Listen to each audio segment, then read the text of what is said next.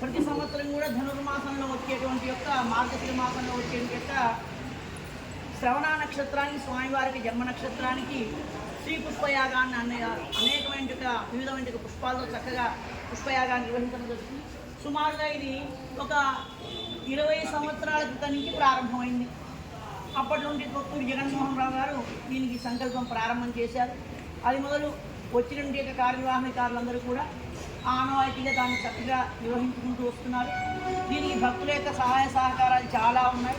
ఈ ఉత్సవంలో భాగంగా ప్రాతకాలం లోపల యథావిధిగా జరిగేటువంటి 5 గంటలకు తిరుపల్లికి చాలాకాలం 6:30కు స్వామివారికి బాలభోగ నివేదన జరిగింది.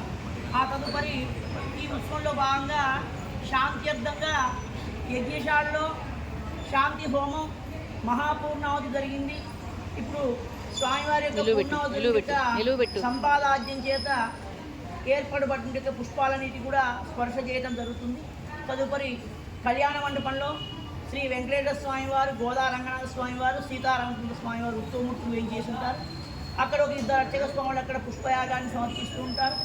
లోపల మన ఏం చేసిన అలవేలుమంగా పద్మావసమేత వెంకటేశ్వర స్వామి వారికి ఒక అర్చకులు పుష్పయాగాన్ని సమర్పిస్తుంటారు.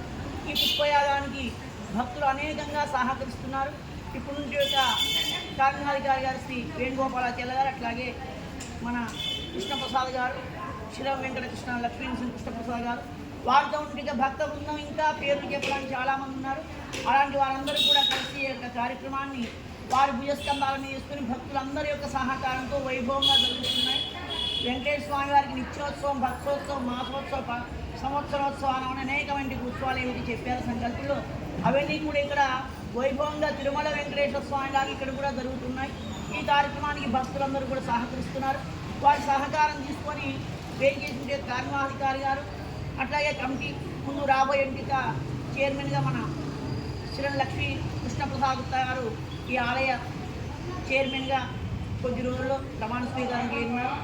వారికి మేమంతా కూడా సహకరిస్తాం. ఇట్లాంటి యొక్క కార్యక్రమాలు వారు భక్తుల ద్వారా, ఈవో గారి ద్వారా అనేకంగా చేసి స్వామి యొక్క ప్రశస్తాన్ని ఇంకా మనం పెంచుకోవాలి. ఖమ్మంలో తిరుమలలో స్వామికి ఏ విధంగా జరుగుతున్నాయి ఆ విధంగా ఇంకా కూడా ఉత్సవాలు జరగాలంటే భక్తులందరి యొక్క సహకారం కావాలి.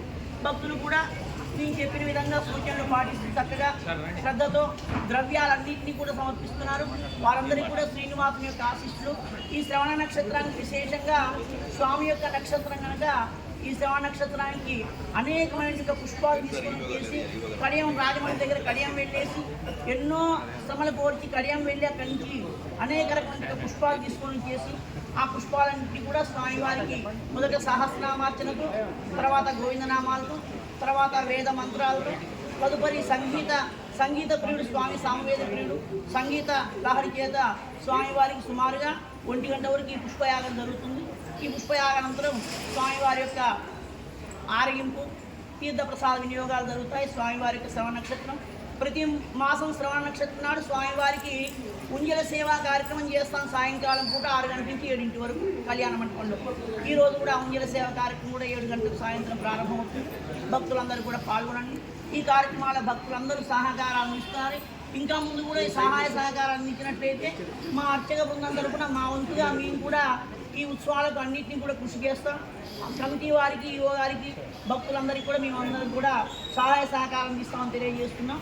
ఈ ఉత్సవాల్లో పాల్గొన్న ప్రతి భక్తులందరికీ కూడా ధన్యవాదాలు చెప్తున్నాం. దేవస్థానం తరఫున, అర్చక సిబ్బంది తరఫున, అట్లాగే ఆలయ కమిటీ తరఫున ఈ ఉత్సవాలన్నీ కూడా విశేషంగా జరుగుతున్నాయి. ప్రారంభం చేసినటువంటిది ఐగరు